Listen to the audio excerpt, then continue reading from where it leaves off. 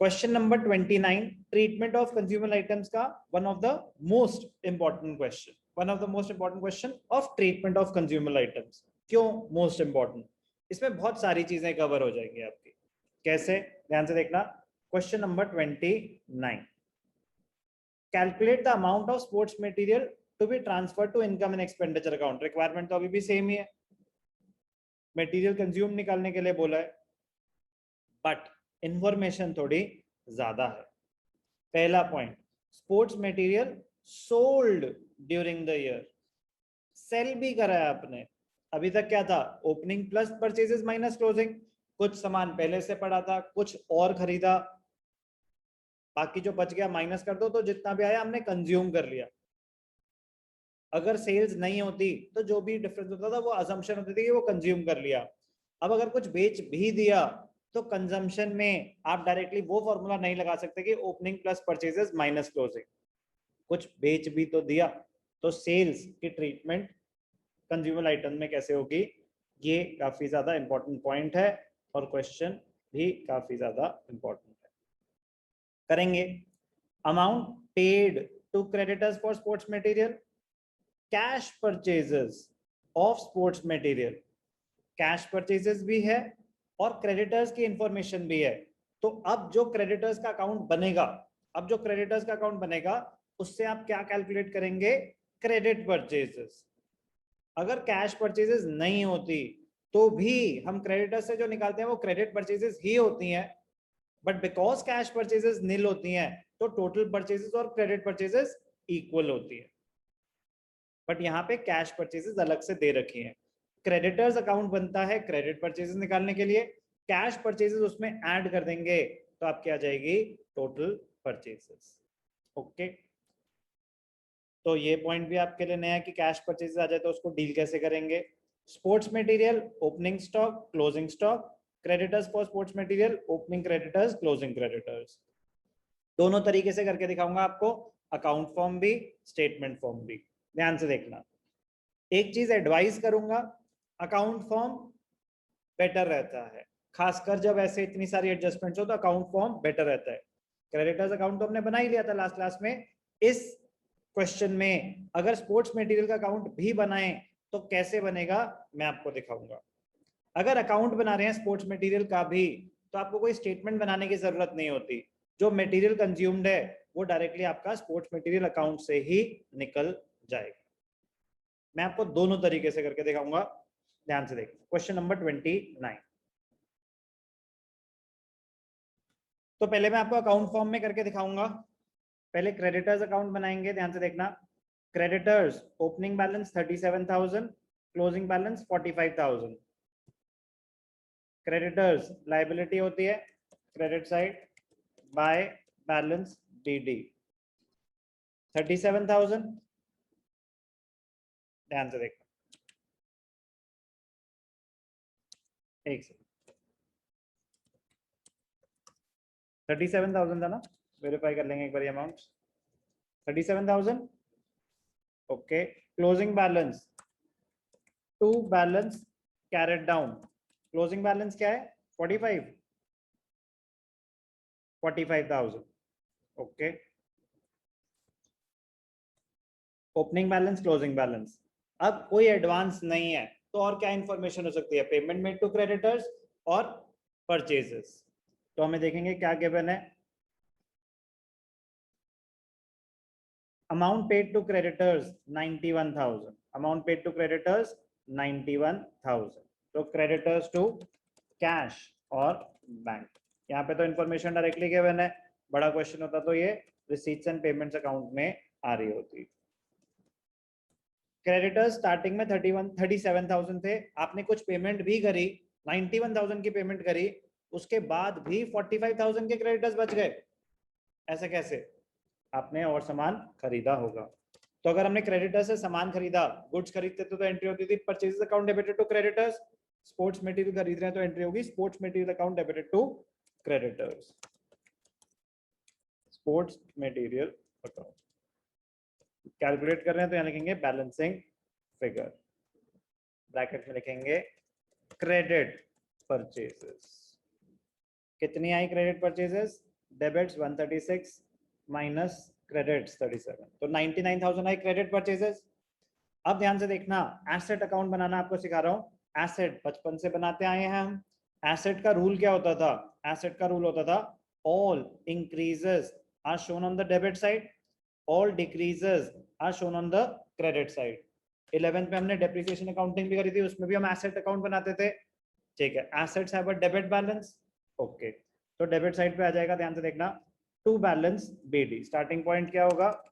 To balance BD.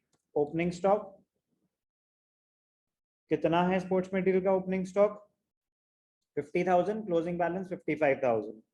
Opening 50, closing balance opposite side पे आ जाएगा, by balance carried down 55,000। Asset है, opening balance आ गया, क्लोजिंग बैलेंस आ गया। क्रेडिट परचेजेस की एंट्री क्या थी? Sports material account debited to creditors, तो वो यहाँ पे दिखा दो, to creditors for sports material. कितनी थी क्रेडिट परचेजेस? 99,000। परचेजेस मेरे स्पोर्ट्स मटेरियल का बैलेंस बढ़ा देते हैं, इसलिए डेबिट साइड पे आ रही हैं। कैश परचेजेस भी थी, उसकी एंट्री क्या रही होगी? स्पोर्ट्स मटेरियल टू कैश और बैंक, टू कैश और बैंक अकाउंट। कितनी थी कैश परचेजेस? गिवन ही थी क्वेश्चन में, 40,000। Cash purchases 40,000। ओके, तो कैश परचेजेस कैसे डील करते हैं? अकाउंट बना रहे हैं तो स्पोर्ट्स मटेरियल टू कैश और बैंक, और स्टेटमेंट अभी आएंगे हम उस पर, देखेंगे क्या करेंगे। वैसे परचेज में बस ऐड हो जाएगा, ऐसा कुछ नहीं है। थोड़ा सा बस मजेदार पॉइंट है दिमाग लगाने वाला, सेल्स। 11th में जब हम एसेट अकाउंट बनाते थे, जैसे सेल वहां पे दिखाते थे, वहां पे क्या होता था? पहले डेप्रीसिएशन दिखाओ, फिर सेल दिखाओ, फिर देखो प्रॉफिट हो या लॉस हुआ।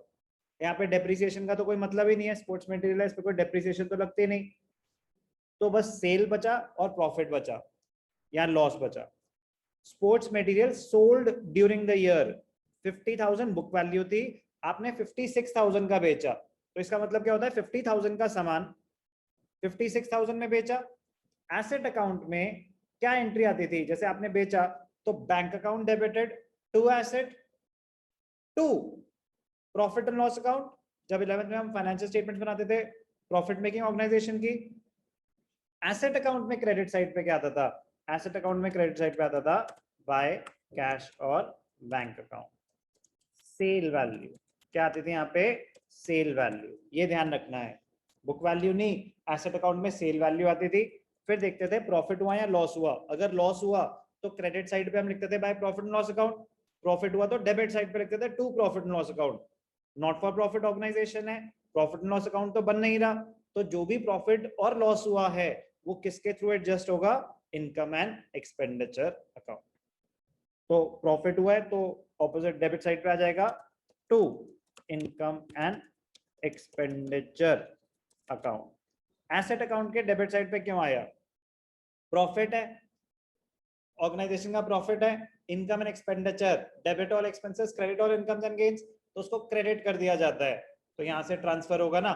एसेट आपने क्रेडिट किया 56,000 से, क्या जो एसेट था वो 56,000 का था? नो, 56,000 तो आए हैं, एसेट तो 50,000 का था, तो उसको एडजस्ट करने के लिए हमें प्रॉफिट दूसरी साइड पे दिखाना पड़ता है।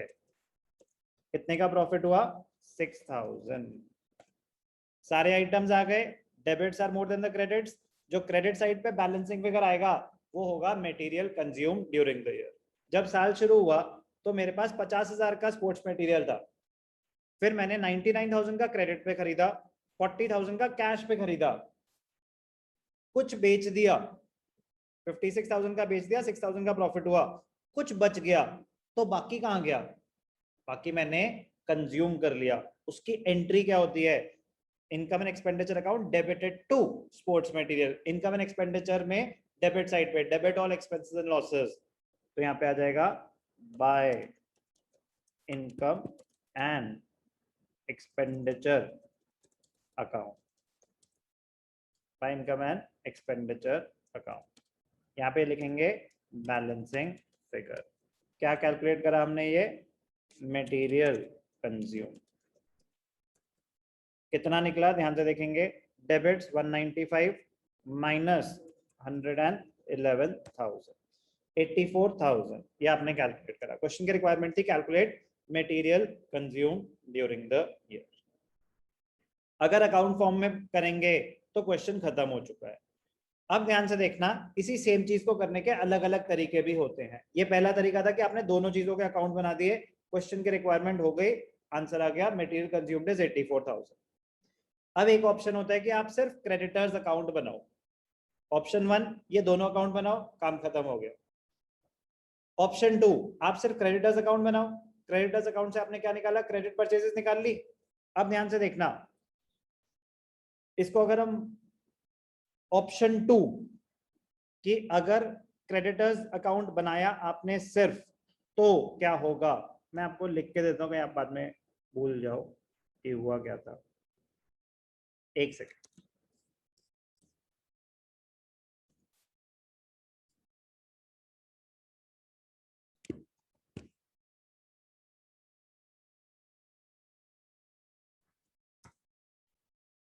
Option 1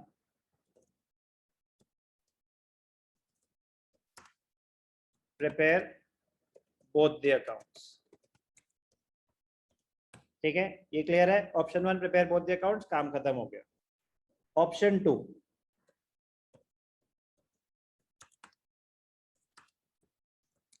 prepare only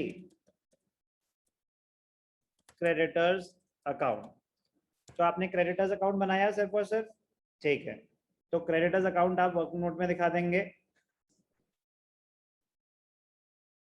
creditors account क्यों बनाया, to find out the credit purchases. Credit purchases आगे 99,000। अब ध्यान से देखना, अब स्टेटमेंट फॉर्म में बाकी चीजें दिखा रहा हूं मैं। Opening stock of sports material कितना था, 50,000। 50,000 का स्पोर्ट्स मटेरियल पहले से था मेरे पास। फिर मैंने कितना सामान खरीदा, ध्यान से देखना, कुछ मैंने खरीदा कैश पे, कुछ मैंने खरीदा क्रेडिट पे। Cash purchases, credit purchases. अब कैश परचेजेस गिवन थी, क्रेडिट परचेजेस आपने निकाली, तो क्रेडिट परचेजेस के ब्रैकेट्स में लिख दिया वर्किंग नोट। कैश परचेजेस कितनी थी, 40,000 गिवन थी। क्रेडिट परचेजेस हमने कैलकुलेट करी, 99,000 आ गई। अब आपकी टोटल परचेजेस कितनी है, 1,39,000। ठीक,